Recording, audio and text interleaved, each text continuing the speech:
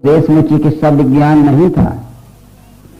संक्रामक रोग होते थे, जो टिटेनस होता है, धनुष्टंकार, जो कालरा होता है, या जो प्लेग होती, कोई दवाई नहीं थी। तो एक देवालय पे हमें देवी बैठा लेते, हे देवी मेरे रोगी को अच्छा कर देना, मैं जवारे रखूंगा, मैं कन्या जो आऊंगा ये करूंगा वो करूंगा, मर जाते थे। परंतु कुछ समय के बाद कुछ बुद्धिमानों ने सोचा ये तो संक्रामक रोग हैं, हमारे देश में चिकित्सा विज्ञान नहीं है। इसलिए भरद्वाज वंशज एक व्यक्ति भारत से स्वर्ग को भेजा गया। तो उसमें लिखा है हिमालय पृष्ठभूमि स्वर्ग।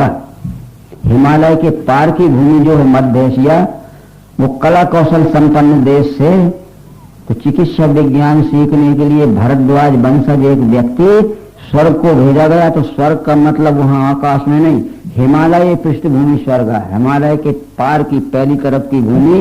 इसे पहले हम कुछ भी कहते हैं, कोई मध्य एशिया, कला कौशल संपन्न था। चिकित्सा विज्ञान सीखने का कोर्स 2 वर्ष का था। वो भरद्वाज वंशज ने उसे 2 वर्ष तक चिकित्सा विज्ञान सीखा। परीक्षा में वो उत्तीर्ण हो गया। तो परीक्षा में उत्तीर्ण होता था, उसको धन्वंतरी उपाधि मिलती थी। जब धन्वंतरी उपाधि मिल गई उसको दीक्षांत समारोह में, तब उस समय गुरु शिष्य से मांग पाली और अपने देश लौटने लगा। तो हाथ जोड़ के अपने गुरु से कहा कि गुरुदेव क्या सेवा करूं। तो गुरुदेव ने इतना ही कहा था कि आयुर्वेद पठस्वम तुम लोकोपकार हेतुवे सर्व प्राणी दया तीर्था सर्वलोकहित महामखात। हमने आपको आयुर्वेद पढ़ाया है, लोक कल्याण के लिए पढ़ाया है। संक्रामक रोगों से तड़पते हुए रोगियों को जो तुम आरोग्यता दोगे, तो सर्व प्राणी दया तीर्थ सर्वलोकहित महामखात, ये तुम्हें तीर्थों की और महायज्ञ के समान लाभ होगा। हमें कुछ नहीं चाहिए, लोभी वृत्ति से चिकित्सा मत करना। ये श्लोक लिखे होते। और जब वो जलयान से चला अपने गुरु से अनुमति लेके, चलते चलते जलयान से कार्तिक वध त्रयोदशी के दिन वो पानी में से निकलकर जमीन पे आया। तो हम धन्वंतरी जयंती कार्तिक वध त्रयोदशी के मनाते। उस दिन वो पानी के यान से चला था और पानी के यान से निकलकर और जमीन पे उतरा था। तो वो कहते वो पानी में से पैदा हुआ धन्वंतरी। अकल कि हमने दुश्मनी कर ली, फिर क्या बताओगे। ये सारा रहस्य लिखा है। परंतु एक बात उसमें और लिखी है कि जब देवों और दानवों का युद्ध होता था, वो हमें समझना चाहिए, तो हमेशा दानव विजय पाते थे और देव हार जाते थे। क्योंकि देवों में छुआछूत ज्यादा रहती है, आर्य संपत्ति वालों में, हमारे में देवी संपत्ति वाले हैं, छुआछूत ज्यादा रहती है। और आसुरों में संगठन ज्यादा रहता है। जब जब देवों और दानवों का युद्ध होता था तो देव हार जाते थे, दानव जीतते। इस कारण का पता लगाने के लिए भागवत में लिखा है कि ब्रह्मा शंकर और समस्त देवगण मिलके और विष्णु के पास गए। विष्णु राष्ट्राध्यक्ष थे उस समय। तो कहा कि कारण क्या है, हमारे पास फौज भी रहती है, हथियार भी रहते हैं, धन भी रहता है, खाद्य सामग्री रहती है, पर हम हार जाते हैं। तो वो बोले विष्णु भगवान के हंत ब्रह्मन हो शंभो हम देवावम भाषितम शुणु ताव हिता सर्वे श्रेया वास्यात् तथा सुरा। हंत ब्रह्मन अहो शंभो हे देवावम भाषितम। हे ब्रह्मा, हे शंकर और हे देवगण, जो कुछ मैं कहता हूं मेरी बात ध्यान से सुन लेना। तुम्हें जिससे श्रेय मिलेगा, विजय मिलेगी। अरियो अपि संदेह सत्कार अर्थ गौरवे। तो इसी समय जाके अपने शत्रु दानवों से विनम्रता से नमस्कार करो और संधि कर ले। वो जान लेंगे हमेशा के लिए डर गए, निर्भय हो जाएंगे। और तुम अंदर अंदर खूब तैयारी करना, अंदर अंदर खूब तैयारी करना। पहले से जब चौगनी तैयारी हो जाए तुम्हारी तो लड़ना मत, फिर आके मेरे से सलाह लेना। जब पहले की अपेक्षा चौगुनी तैयारी हो गई, चौगुने हथियार हो गए, चौगुनी फौज हो गई और कई वर्षों की खाद्य सामग्री हो गई, फिर विष्णु के पास गए तो एक एक बात विष्णु ने पूछी। सब तैयारी थी, हथियार ज्यादा है, फौज ज्यादा है, युद्ध कला भी सब प्रकार की हमारे फौजी जानते हैं। विष्णु ने पूछा कि छुआछूत मिटी के नहीं। तो देव लोग बोले नहीं मिटी। तो विष्णु भगवान बोले हार जाओगे। आज छुआछूत नहीं मिटी तो पीट रहे हैं मुसलमानों। और ये छुआछूत न मिटने का कारण है कि जो हमारे विधर्मियों का संघ शक्ति का बहुमत बढ़ जाएगा और हमारी संघ शक्ति अल्पमत रह जाएगी। तो जिस धर्म की संघ शक्ति का बहुमत हो जाता है उनकी विजय हमेशा होती है, और जिस धर्म की संघ शक्ति का अल्पमत होता है उनका धन भी चला जाता है, धाम भी चला जाता है और धर्म भी चला जाता है। अभी सन 1947 में हमने देखा कि पूरा सिंध प्रांत चला गया। कारण क्या था कि 56-57% मुसलमान हो गए और हम बच गए 43-44%। लात मार के भगा दिया और इनके कोठियां और कारखाने और बहन बेटियां छोड़ के जो ला सके तो ला सके, न छोड़ के आना पड़ा। पूरा सिंध चला गया। हमारा 70% पंजाब चला गया। सब पंजाबी पड़े हैं यहाँ वहाँ शरणार्थी के रूप में। 70% बांग्लादेश है। जिस धर्म की संघ शक्ति का बहुमत रहता है उनका धाम भी बचा रहता है, धर्म भी बचा रहता है और धन भी बचा रहता है। और जिस धर्म की संघ शक्ति का अल्पमत हो जाए उनका धाम भी चला जाएगा, धन भी चला जाएगा और सारी इज्जत चली जाएगी। दिन पे दिन धर्म परिवर्तन हो रहा है और हम गहरी नींद में सो रहे हैं। ये धर्म के नाम पर नाच गाना हो रहे हैं। आश्चर्य लगता है। एक जगह मैं रामलीला देखने गया था, ये कुंवार के महीने में रामलीला होती शुक्ल पक्ष में, तो मैं गया देखने। सहज में एक जगह था तो उस दिन क्या देख रहा था कि रामचंद्र जी, लक्ष्मण और सीता वनवास में गए थे। वो तबले बजा रहे थे और हारमोनियम बजा रहे थे और वो सीता घुंघरू बांध के पाँव में नच रही थी। वो ऐसे वन में गई होगी नचने के लिए। नाच गाना हो गया रामलीला तुम्हारा। अरे आप हंसते हो, क्या हो रहा है? अरे जब रामचंद्र जी के साथ लक्ष्मण जी साथ बड़ी दुखित अवस्था में सीता वनवास गई तो रामलीला में खूब हारमोनियम बजते, खूब बाजे बजते हैं। हारमोनियम भी बज रहा था, तबले भी बज रहे थे और सीता को पहना दी पाँव में घुंघरी, वो नच भी रही थी। नचने को गई होगी सीता। शर्म की बातें हैं, ऐसी रामलीला कर रहे। क्या हो रहा है? तो वो विष्णु ने कह दिया कि छुआछूत नहीं मिटी तो हार जाओगे।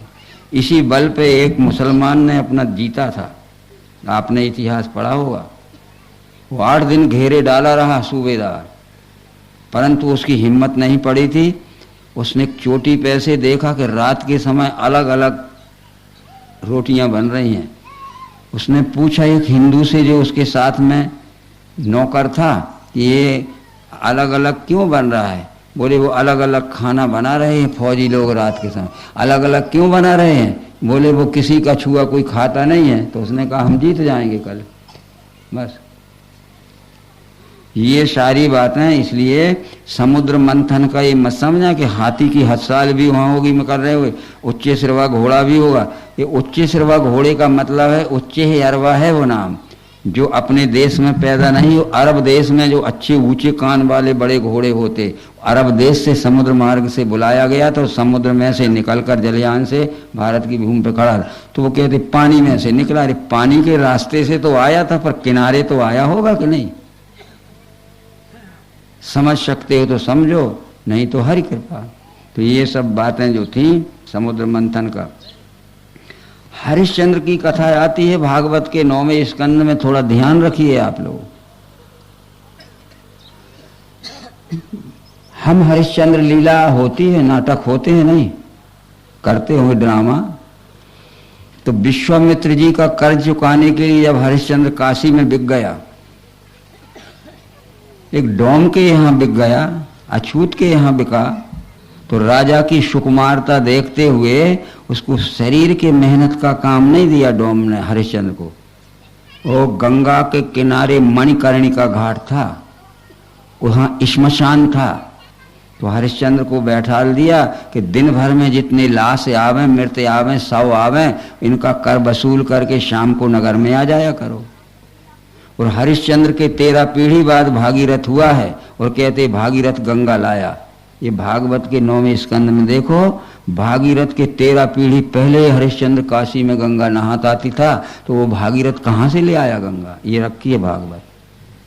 खूब भागवत सुनो और खूब पॉकेट कटवाओ सोने कमा कमा के पैसे के अंधविश्वासियों। ये तो रखी है, पढ़ लो। और वो यक्षवाकु वंश था और भागीरथ के 14 पीढ़ी बाद में दशरथ और रघु हुए और ये रामचंद्र जी हुए, वो सब सूर्य वंश था। बतलाइए, अब आप सोचिए कि हरिश्चंद्र के 13 पीढ़ी बाद भागीरथ हुआ है, इसमें लिखा है भागवत, और भागीरथ के 13 पीढ़ी पहले ही हरिश्चंद्र तो काशी में गंगा नहाता था, कहाँ की ले आया, वो तो पहले से गंगा है। कभी सोचा हमारे कथावाच कौन है? और ये भागवत में लिखा है, जरूर लिखा है ब्रह्मवायु पुराण में। हमने इसलिए आपसे कहा था कि धर्म के इतिहास से जो बेखबर हो जाएगा, धीरे धीरे आदमियत को खोके खर हो जाएगा। हम सनातन धर्म के इतिहास से अनभिज्ञ हो गए, एक ही किताब पढ़ लेते हैं, एक ही किताब सुनाने वाले आ गए, एक ही किताब सुनने वाले बैठ गए, जो कह दिया हम मानते गए। तुलसीदास ने लिखा कि कलयुग में गुरु बहरे होंगे, शिष्य अंधे होंगे, लिखा होगा। गुरु शिष्य बधिर अंध कर लेखा, एक न सुने एक नहीं देखा, शिष्य अंधे होंगे।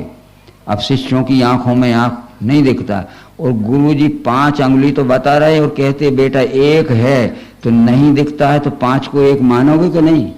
और गुरु 1 अंगुली बता रहे और कहेंगे बेटा जी 5 हैं, नहीं दिखता तो 1 को 5 मान, दिखेगा तो 1 को 5 हम क्यों मानेंगे, 5 को 1 क्यों मानेंगे? तो गुरु होंगे बहरे और शिष्य होंगे अंधे, जो कह दिया सो मानते जाएंगे। लिखा है रामायण में, गुरु शिष्य बधिरे अंध कर लेखा, एक न सुने एक नहीं देगा।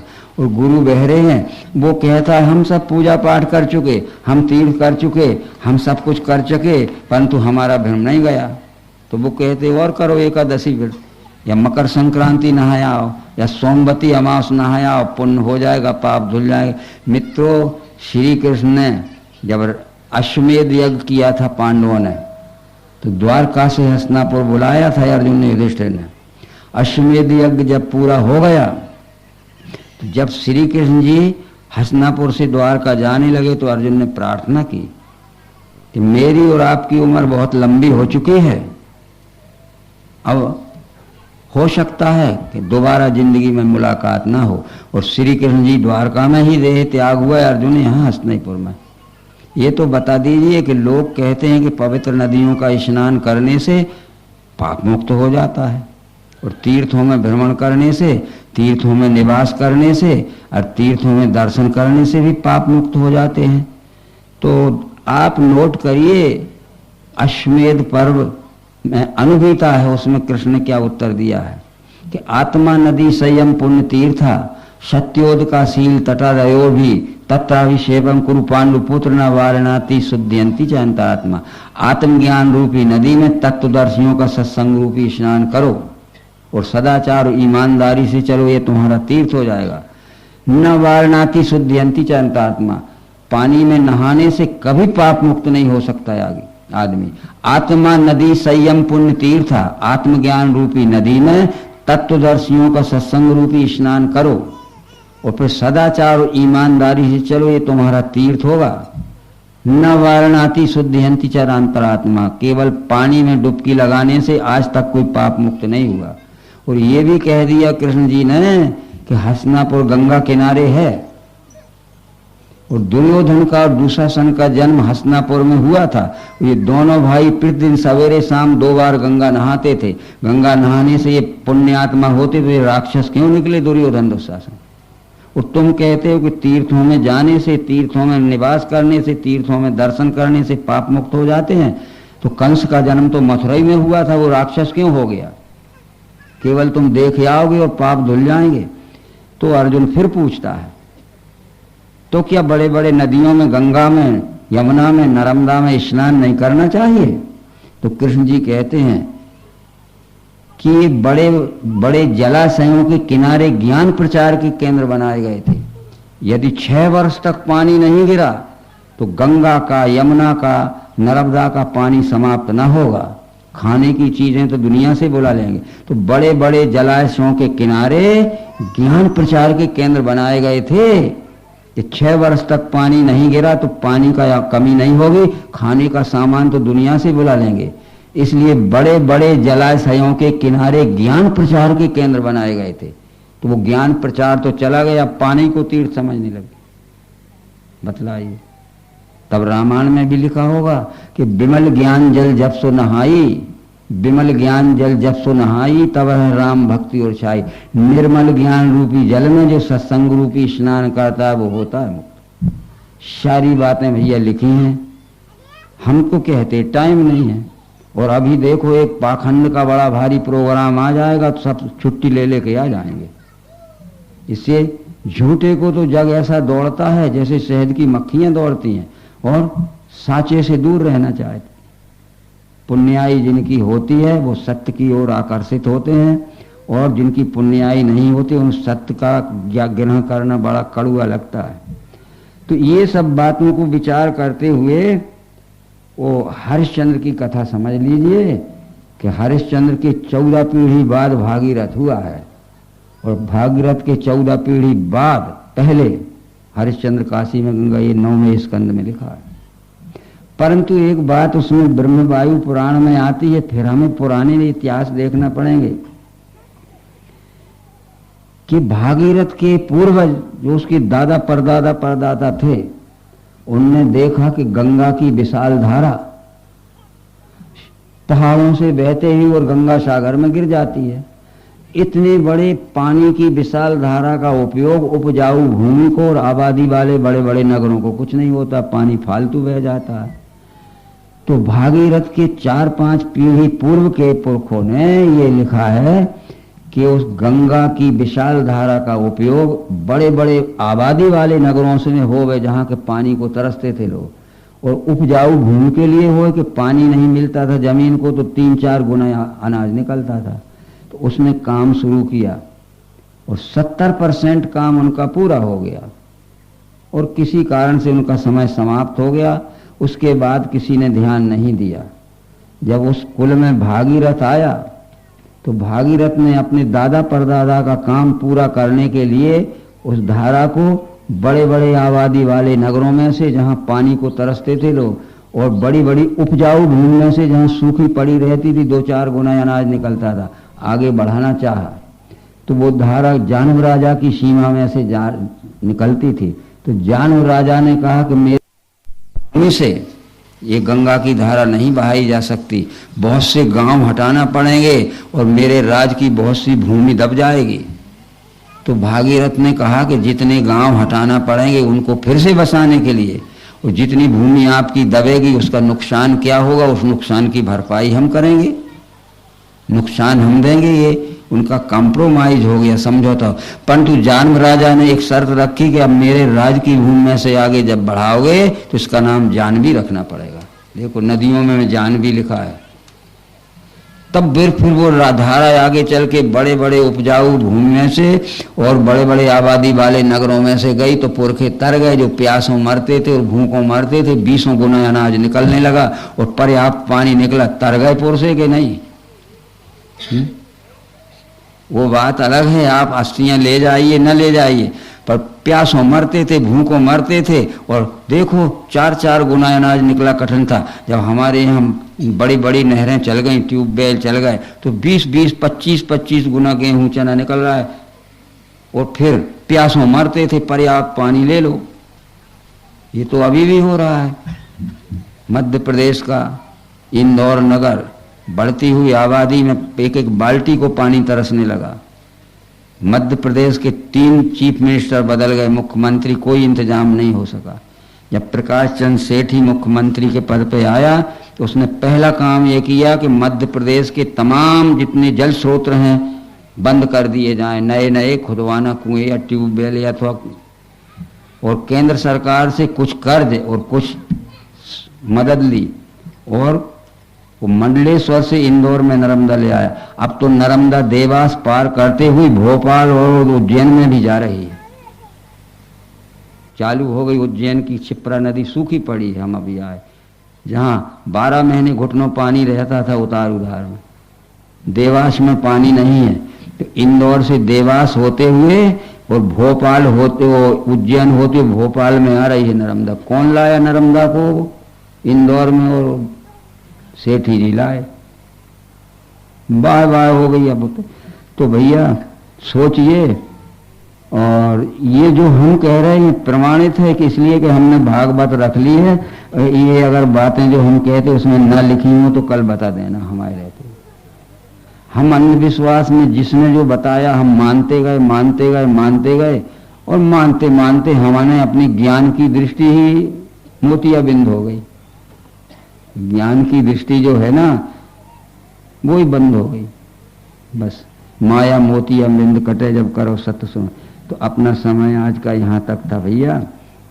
ये हमने भागवत के ये ऋषभ देव का शरीर महकता था, भक्त प्रहलाद की कथा बताई, समुद्र मंथन की भागवत में लिखी है, हरिश्चंद्र की कथा बताई, और वो विश्वामित्र का हरिश्चंद्र का जो उसका झगड़ा था, कौन का, वशिष्ठ जी का। तो वो विश्वामित्र पूरा ज्ञानी था पर अकड़ैल था, इसलिए हम पूरे ज्ञानी हो जाएं, जब तक हमारा अहंकार न जाए तब तक हम किसी काम के नहीं हैं। इसलिए रामचंद्र जी ने सभी को यही शिक्षा दी थी। भरत से कहा था कि सब ही मान प्रदय आप अमानी, भरत प्राण सम सो मोह प्राणी। जो सबका मान सम्मान करता है पर खुद मान अभिमान छोड़ देता है, भरत वो मुझे प्राणों के बराबर प्यार है।